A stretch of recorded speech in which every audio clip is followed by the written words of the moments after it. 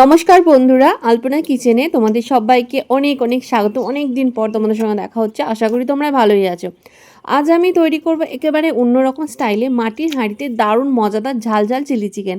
মাটির হাঁড়িতে রান্না করার ফলে খাবারের স্বাদ ও সুগন্ধ দুটোই অনেক বেশি বেড়ে যায়। এই ভিডিওটি শেষ পর্যন্ত অবশ্যই দেখো। প্রথমে চিকেনটাকে ভালো করে ধুয়ে জল ঝরিয়ে নিয়েছি। এবার এর মধ্যে দিচ্ছি নুন, গোলমরিচের গুঁড়ো আর সামান্য কর্নফ্লাওয়ার। তো ভালো করে এই তিনটেকে মিক্স করে নেব কিছুক্ষণ। তারপরে এটা কিছুক্ষণ রেখে এর সাথে আরও কিছু অ্যাড করব। এর মধ্যে একটু শুকনো লঙ্কা গুঁড়ো অ্যাড করে দিলাম, সামান্য পরিমাণে সয়া সস। এটাকেও হাতের সাহায্যে কিছুক্ষণ মেখে নেব। এইভাবে কিছুক্ষণ অল্প অল্প ইনগ্রিডিয়েন্টসে কিছুক্ষণ করে হাতে মেখে মেখে একটু পরপর যদি সবগুলো আমি মিক্স করি তাহলে কিন্তু টেস্টটা খুব সুন্দর হবে। এরপরে সামান্য আদা রসুনের পেস্ট এর সঙ্গে অ্যাড করে দিলাম। এতে মশলা সুন্দরভাবে চিকেনের ভেতরে ঢুকে যাবে। এবারে এটা 20 মিনিট রাখার পরে আমি এটাকে ফ্রাই করব। তার জন্য গ্যাসের মধ্যে একটা দেখো কড়াই নিয়েছি। তেল গরম হলে এর মধ্যে এক এক করে সব ফ্রাই করে নেব।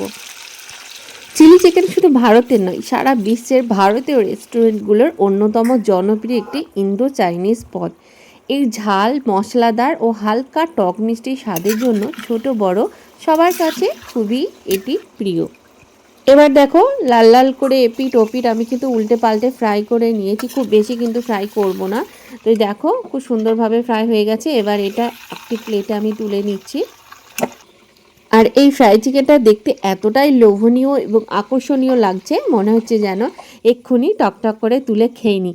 চিলি চিকেন বানানোর আর দরকারই নেই, এটা অলরেডি খুব সুন্দর একটা স্মেলও বেরিয়েছে, খেতেও দারুণ সুস্বাদু লাগবে। চলো এবারে মেন রান্নায় ফিরে যাই। তো গ্যাসের চুলায় মাটির কড়াই বসিয়ে দিয়েছি। এর মধ্যে তেল দিয়ে দিলাম। তেল গরম হলে এখানে সামান্য আদা কুচি, রসুন কুচি ও কাঁচা লঙ্কা দিয়ে ভালো করে একটু ফ্রাই করে নেব। খুব সুন্দর যখন একটা গন্ধ বেরোবে এই পর্যায়ে আমি এখানে অ্যাড করব পেঁয়াজ টুকরো টুকরো কেটে রাখা ও ক্যাপসিকাম। দুটোই একসঙ্গে ফ্রাই করে নেব।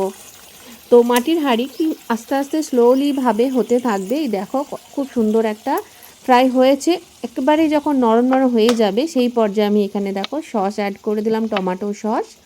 এর সাথে আরও একটা সস যাবে, গ্রিন চিলি সস, এবং সবচেয়ে মেন ইনগ্রিডিয়েন্টস ইম্পর্টেন্ট সস যেটা সয়া সস সামান্য পরিমাণে অ্যাড করে দিলাম। তো এটা কষতে থাক। এর মধ্যে দেখো আমি এখানে সামান্য গরম জলে কর্নফ্লাওয়ার গুলে নিয়েছি। এবারে এটা কিছুক্ষণ বয়েল হয়ে গেছে। দেখো এই পর্যায়ে আমি কর্নফ্লাওয়ারটাকে ঘুলের মধ্যে দিয়ে দিলাম। তোমরা যদি একটু ড্রাই ড্রাই খাও তাহলে জলের পরিমাণ কম দিতে পারো। আমি একটু গ্রেভি গ্রেভি বানাবো, ওই জন্য একটু জল মিশিয়েছি। তো এবারে দেখো ভেজে রাখা চিকেনগুলো এর মধ্যে দিয়ে দিলাম। তো ভালো করে উল্টে পাল্টে নাড়া করে নেড়ে ছেড়ে দিলাম। এবারে এটাকে কিছুক্ষণ মিডিয়াম আঁচে রেখে দেবো। এবার তো চিলি চিকেন সাধারণত টকই অনেকে খেতে পছন্দ করে, আমি আবার একটু মিষ্টি খেতে পছন্দ করি। এই জন্য এর সঙ্গে একটু চিনিও অ্যাড করে দিলাম। এই রেসিপির সবচেয়ে বড় বৈশিষ্ট্য হলো এটি মাটির হাঁড়িতে রান্না করা।